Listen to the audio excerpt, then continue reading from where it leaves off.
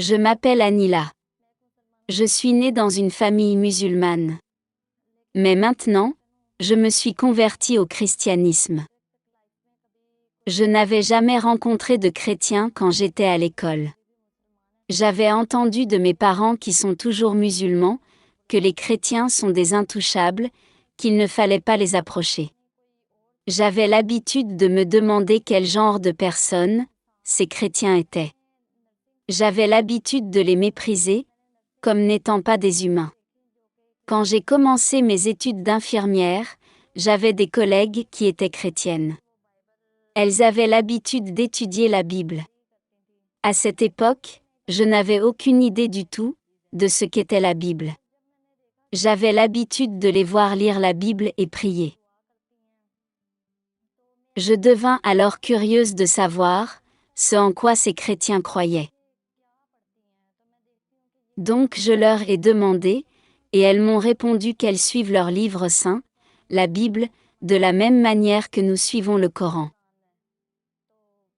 Un jour, alors que ma coloc chrétienne était au programme, et que j'étais libre à la maison, j'ai décidé de lire sa Bible pour voir en fait ce qu'ils lisent.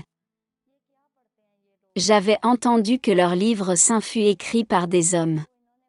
Que ce n'était pas le vrai livre de Dieu, et que c'était un mélange d'une variété d'autres livres.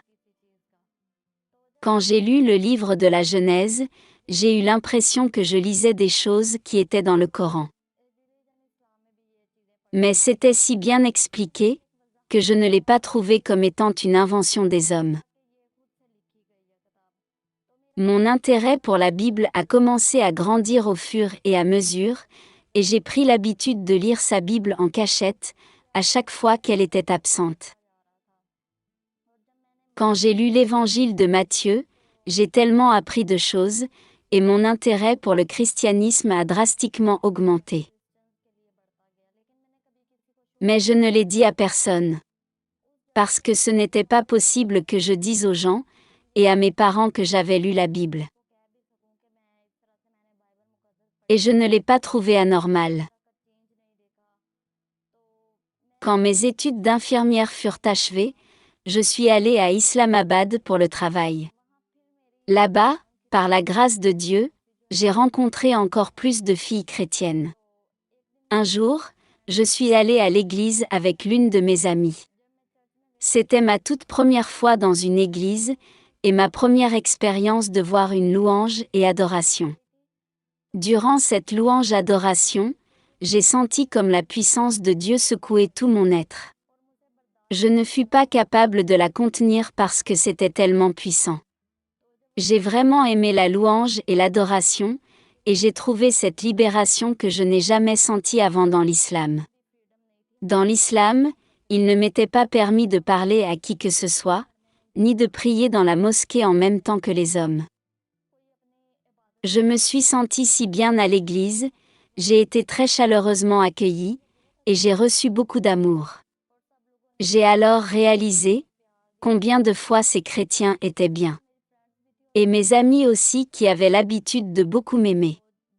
Après être revenue à la maison, j'ai dit à mes amis chrétiens que j'aimerais visiter encore l'église.